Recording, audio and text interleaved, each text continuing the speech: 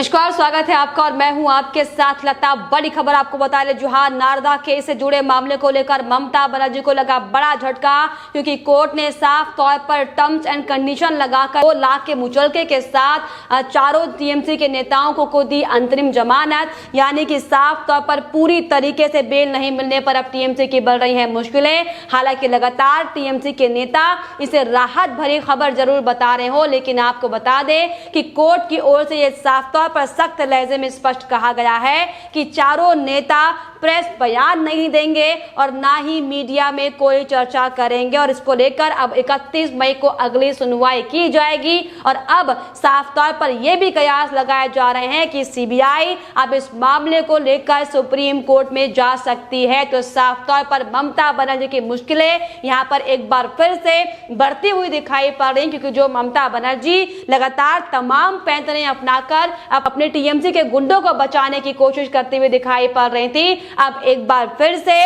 5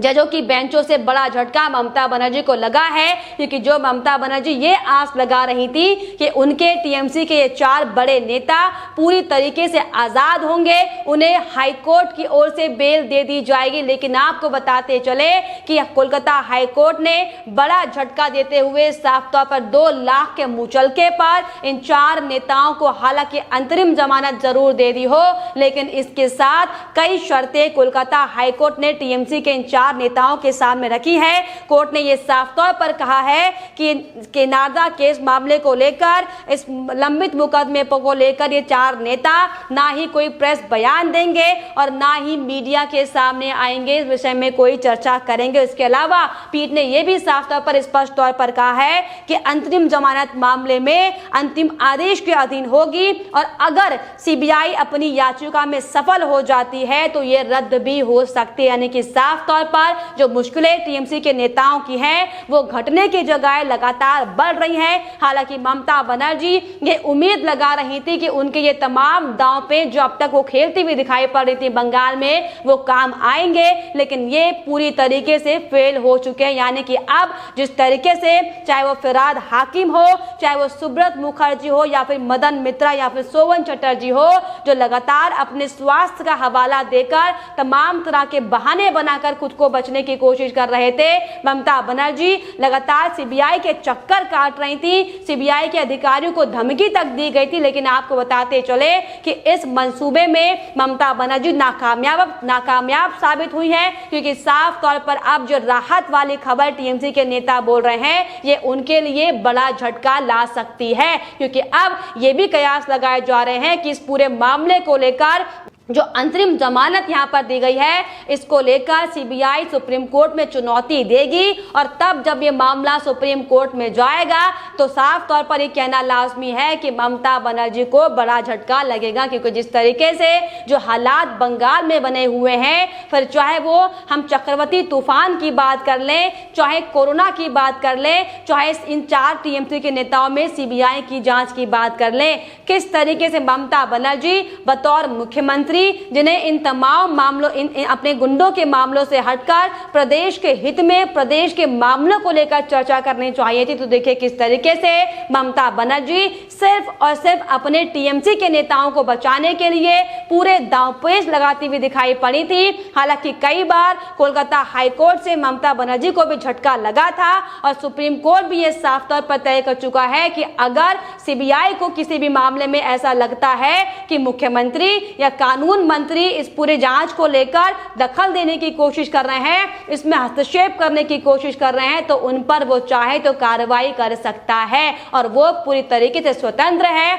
लेकिन सिर्फ और सिर्फ ममता बनर्जी अपनी मानसिकता को दिखाते हुए जिस तरीके से राजनीति बंगाल में करती हुई दिखाई पड़ रही है, वाकई बेहद शर्मनाक है। लेकिन जिस तरीके से आज 5 जजों की बेंच ने यह बड़ा फैसला सुनाया है, इससे साफ तौर पर यह स्पष्ट हो चुका है कि ये 4 टीएमसी के आरोपी मुक्त नहीं है। हालांकि उन्हें अंतरिम जमानत जरूर दे दी गई हो, लेकिन अभी भी वो टीएमसी के नारदा केस घोटाले के बड़े आरोपी हैं, जिनको लेकर लगातार जांच की जा रही है। क्योंकि कोर्ट ने यह साफ सख्त लहजे में कहा है कि अगर इस बीच में कोई भी आवश्यकता पड़ती है तो इन चारों नेताओं को वीडियो कॉन्फ्रेंसिंग के जरिए अपनी पेशी खोजी करनी होगी, जिससे निश्चित तौर पर यह कहना लाजमी होगा कि अभी भी ये नेता नजरबंद के घेरे में रहेंगे। हालांकि टीएमसी के नेता बहुत ज्यादा खुशियां मनाते दिखाई पड़ रहे हैं, लेकिन शायद वो इस बात को नहीं समझ पा रहे कि इस पूरे मामले की जांच अभी बंद नहीं हुई है। अभी सीबीआई इस पूरे मामले को लेकर अपनी जांचबीन कर रही है, कोर्ट में मामला चल रहा है, लेकिन सिर्फ और सिर्फ झूठी वाहवाही के लिए, सिर्फ और सिर्फ अपनी झूठी तसल्ली के लिए ही सही मान लीजिए कि टीएमसी के नेता इसे अपने लिए राहत भरी खबर बताते दिखाई पड़ रहे हैं। लेकिन मामला सबके सामने है। हमने भी आपको तमाम एक एक अहम बिंदुवार तरीके से दिखाया है कि कैसे ममता बनर्जी के इन 4 टीएमसी के नेताओं ने बंगाल में किस तरीके से कटमनी सिंडिकेट से लेकर बड़े बड़े घोटाले किए हुए हैं। और यह भी साफ तौर पर स्पष्ट है कि ममता बनर्जी जो कि इन सरगनाओं की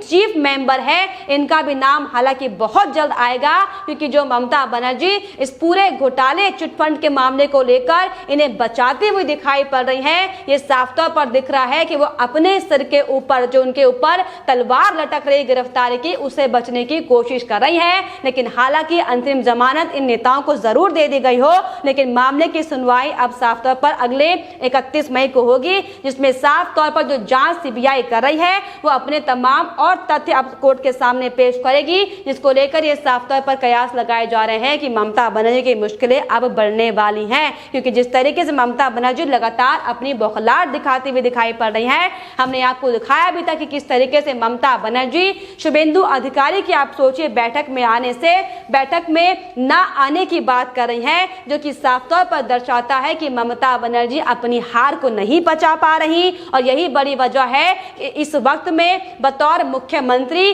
जिन्हें प्रदेश के होश हवास लेने चाहिए थे, जिन्हें बंगाल हिंसा में मारे गए लोगों के परिवारों से मिलना चाहिए था, जिन्हें चक्रवाती तूफान में जो लोगों को नुकसान हुआ है उनकी मदद करनी चाहिए थी, लेकिन इसके लिए आप सोचिए कि प्रधानमंत्री नरेंद्र मोदी को बंगाल आना पड़ रहा है। और अगर प्रधानमंत्री मोदी बंगाल आ भी रहे हैं तो ममता बनर्जी की बतौर मुख्यमंत्री ये जिम्मेदारी बनती है कि वो उनकी अगवानी करे। लेकिन यहाँ पर भी ममता बनर्जी देखिए किस तरीके से अपनी चिढ़, अपना गुस्सा, अपनी बौखलाहट दिखाती हुई दिखाई पड़ी है कि ममता बनर्जी ने साफ तौर पर शुभेंदु अधिकारी अगर बैठक में शामिल होते हैं तो बैठक में आने से इनकार कर दिया है। और इसके पहले भी जिस तरीके से चक्रवाती तूफान को लेकर अमित शाह के साथ जो ममता बनर्जी की बैठक हुई थी, किस तरीके से ममता बनर्जी ने अपनी बौखलाहट दिखाई, हम सब ने देखा कैसे केंद्र पर एक बार फिर से वो झूठे आरोप लगाती हुई दिखाई पड़ी थी और ये कहती हुई दिखाई पड़ी थी कि केंद्र सरकार पश्चिम बंगाल के साथ भेदभाव कर रहा है,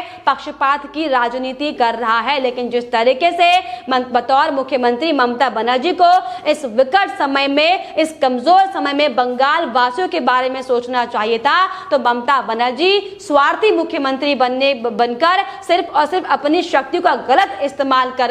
अपने टीएमसी के गुंडों को बचाने की कोशिश कर रही हैं। लगातार खराब स्वास्थ्य का हवाला दिया जा रहा था, लेकिन जिस तरीके से हमने आपको दिखाया था कि कैसे सोशल मीडिया पर जो मंत्री अपने आप को सांस की तकलीफ की बातें कहते दिखाई पड़ रहे थे, खुलेआम किस तरीके से अस्पताल में ऑक्सीजन लेते दिखाई दिए थे, चलते फिरते टहलते हुए। ये दरअसल टीएमसी के नेताओं की हकीकत है, लेकिन सिर्फ और सिर्फ अपनी शक्तियों का इस्तेमाल करते हुए। हालांकि सीबीआई भी बार बार ये साफ तौर पर कह चुका है कि अगर इन नेताओं को इस तरीके से जमानत दी जाती है तो ये अपनी शक्तियों का गलत इस्तेमाल करेंगे और अपने सबूतों को मिटाने की कोशिश की जाएगी। यही बड़ी वजह है कि हालांकि सीबीआई लगातार अपने स्टैंड पर लगी हुई है और यही बड़ी वजह है कि ममता बनर्जी घबराती हुई, बौखलाती हुई, गुस्से में आती हुई दिखाई पड़ रही। लेकिन आपको बताते चले, जो ममता बनर्जी ये विचार कर बैठी हुई है कि उनकी मुश्किलें अब इस मामले को लेकर कम हो चुकी है, नारदा केस घोटाले में उनके मंत्री को अंतरिम जमानत मिल चुकी है,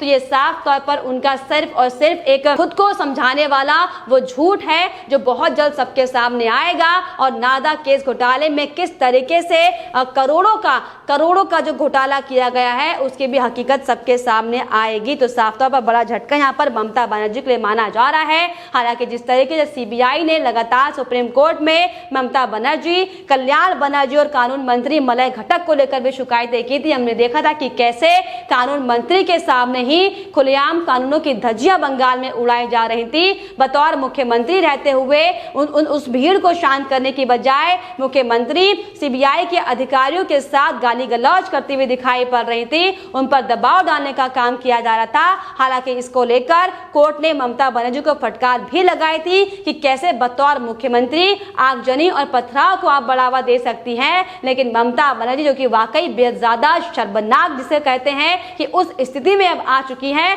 कि उन्हें अब होशो हवास नहीं है कि वो एक प्रदेश की पश्चिम बंगाल की मुख्यमंत्री है। और यही दरअसल 10 साल से चलते आया है और 10 साल के जो काम ममता बनर्जी ने किए हैं ये एक बार फिर से उनके अगले कार्यकाल में यानी कि अब 2021 के कार्यकाल में साफ तौर पर सामने आ रहा है। लेकिन आपको बताते चले कि जो ममता बनर्जी लगातार ये सोचकर बैठी हुई हैं कि वो अपनी शक्तियों का इस्तेमाल कर खुद को और अपने टीएमसी के नेताओं को जांच की आंच से बचा लेंगी, तो ये उनकी बेहद ज्यादा गलत सोच है। क्योंकि अब ये मामला सुप्रीम कोर्ट में जाएगा जहां पर साफ तौर पर नारदा केस घोटाले के मामले को लेकर ये तमाम जो मंत्री सामने नाम आए हैं इन पर कार्रवाई होगी और साफ तौर पर जांच में दूध का दूध और पानी का पानी बहुत जल्द किया जाएगा। लेकिन फिलहाल इस पर आपकी क्या राय है हमें कमेंट बॉक्स में जरूर लिखिएगा। साथ ही साथ हमारे चैनल को सब्सक्राइब करना भी ना भूलें।